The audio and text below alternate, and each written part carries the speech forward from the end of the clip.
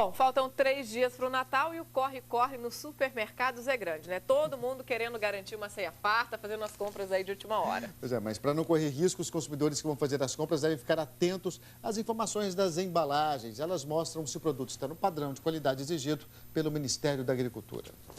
Cláudia já está enchendo o carrinho. Sinal de ceia farta no Natal. A jornalista gasta no mínimo 45 minutos no supermercado.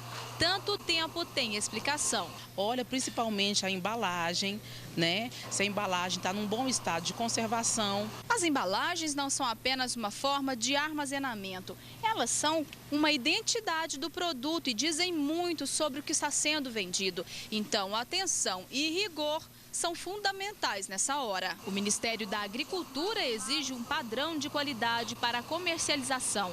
Todos os ingredientes de origem animal precisam ter este selo do Serviço de Inspeção Federal, o CIF. A temperatura de conservação e validade também são essenciais. Os produtos que às vezes são colocados no mercado sem rotulagem, esses produtos eles podem ter vários problemas, como principalmente em ceia de Natal. Tem uma toxina chamada aflatoxina que dá em amêndoas, né? Em produtos desse tipo. As bebidas também precisam seguir os padrões de produção indicados pelo governo. As pessoas precisam observar, o consumidor ele vai ser também um fiscal da sua própria saúde. Bom, e para falar sobre esses cuidados e também como montar uma ceia com alimentos saudáveis, a gente conversa agora com a nutricionista funcional, Patrícia Davidson. Tudo bem, Patrícia? Tudo bom? Patrícia, bom, a gente veio na reportagem, muita gente comprando principalmente comida para ceia, né? Agora às vésperas do Natal. Agora, o fato é que muita gente que passou o ano inteiro em academia, tentando perder uns quilinhos, ganha nessa época de Natal porque come demais, né? Quais são as dicas para as pessoas não recuperarem esse peso? Até no preparo dos alimentos, às vezes substituir o bacon por um azeite. O que se deve fazer para manter aí a forma no Natal também? A gente vem trabalhando já há um mês mais ou menos com os clientes todos e com a população de uma maneira geral, orientando sobre esse tipo de substituição saudável. A primeira questão é ir para uma ceia bem alimentado. Nunca chegar numa ceia morrendo de fome porque você está predisposto a comer muito mais. Numa ceia, se você está fazendo a ceia na sua casa, o ideal é que você ofereça opções mais saudáveis para as pessoas já começarem a beliscar antes mesmo do jantar começar. Então, tem as frutas secas, que estão vendendo bastante, as frutas oleaginosas, que a gente chama, as nozes, castanhas, as sementes, ter salgados que sejam assados e não sejam fritos, que você invista em bebidas alcoólicas um pouco mais saudáveis. Tem muita gente que gosta de servir cerveja, chopp.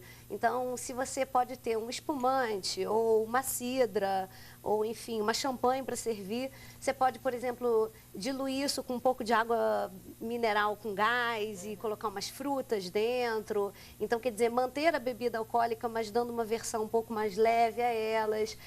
Em relação aos pratos principais, principalmente os cortes de porco, são os mais inadequados, porque são os mais enriquecidos com gordura, e é aquilo que vai gerar um mal-estar, além de um ganho de peso, mas um mal-estar digestivo, que muita gente tem depois da ceia. Então, procurar um chester, um peru, um acompanhamento mais adequado, talvez seria uma farofa que você possa colocar um azeite ao invés de uma manteiga, que você possa colocar itens picados dentro da farofa, como uma cenoura ralada, uma clara de ovo mexida, que você possa pôr pedacinhos de legumes dentro e não necessariamente um bacon, ou uma linguiça, como muita gente usa.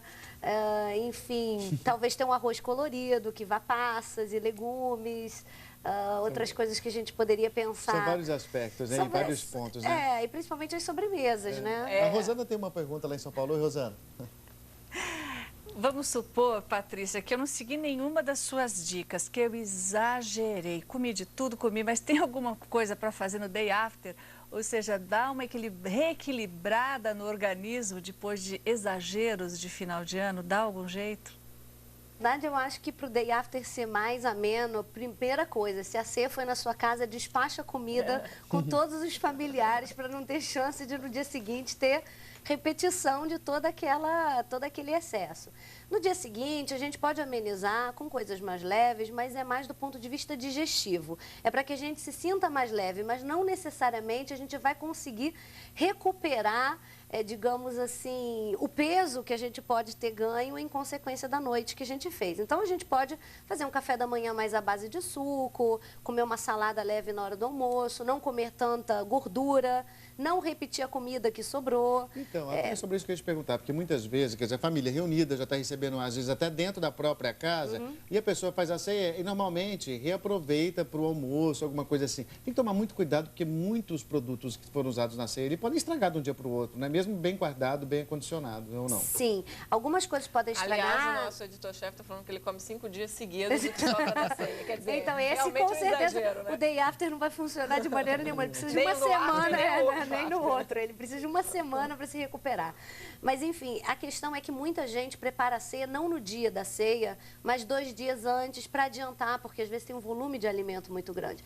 E essas são as pessoas que têm que se preocupar mais, principalmente se usarem produtos perecíveis, tipo maionese ou algum produto à base de ovo, que pode ter um tempo de validade mais curto. Mas se você preparou a ceia naquele mesmo dia, acondicionou corretamente na geladeira, dificilmente você vai ter um problema no dia seguinte, caso você tenha armazenado corretamente também dentro da geladeira depois do término da ceia. Você estava falando anteriormente sobre as sobremesas. O que pode ser uma ideia de uma sobremesa light? Porque muitas festas têm muitas frutas, mas às vezes as pessoas falam que fruta não é a mesma coisa que um bom doce, né? Exatamente. Existem maneiras de a gente preparar uma rabanada mais saudável no forno, usando um leite desnatado, um leite de soja, não usando açúcar, tentando usar um adoçante para amenizar um pouco a carga, digamos, calórica disso, e sempre ter talvez uma opção, além de ter frutas cortadas, mas de ter sobremesas à base de fruta. Sei, uma torta de limão, uma mousse de maracujá, um creme de papaya. Quer dizer, uma versão para quem quer segurar um pouquinho, né? Nas calorias e na quantidade de gordura. Então, de repente, se a pessoa adora sobremesas, ela pode fazer um prato um pouco mais simples na parte salgada e, de repente, ela come uma sobremesa. Mas chegar e querer comer, tomar bebida, comer entrada, e prato principal e a sobremesa, com certeza fica exagerado, né? Rosana? Alguma dica para o bacalhau? Porque daí você está falando, não come carne de porco, tal, e a pessoa falou, vou comer um peixinho no final do ano. Já virou meio tradição aquela bacalhoada portuguesa, batata, azeite, azeitona, uma delícia, aliás, mas dá para fazer esse tipo uma bacalhada como essa de uma forma mais light? Não tira só o azeite, tá, Patrícia? Por favor. É demais, né? Tiraria o azeite. Tira tudo. Na verdade, essa é uma bacalhoada super saudável, né? O azeite com legumes cortados, às vezes vai, de repente, um ovo, pimentão, azeitona, são coisas super saudáveis. O problema é com o que isso vai ser combinado. Então, se a pessoa quiser comer uma bacalhoada que já leva uma batata, para ela não acompanhar com farofa e arroz. Ou com uma salada de batata ainda, né? Porque senão é um excesso também de gordura e de carboidrato. Mas se ela comer a bacalhoada como prato principal e compor isso com uma salada, com legume, e de repente comer uma sobremesa mais leve, tá ok. O que tem que ser evitado na bacalhoada é creme de leite, bacalhau desfiado com batata palha, que tem muita gente que faz bacalhau gratinado. Então são coisas que incrementam muito a quantidade de gordura do prato. Mas esse tipo de bacalhoada só feita com azeite e com legumes está perfeito. Ok, Patrícia, obrigado aí pelas informações, pelas dicas valiosas, né? E boa ceia para você, né? Boa ceia. Obrigada. A gente volta a falar de política um pouquinho.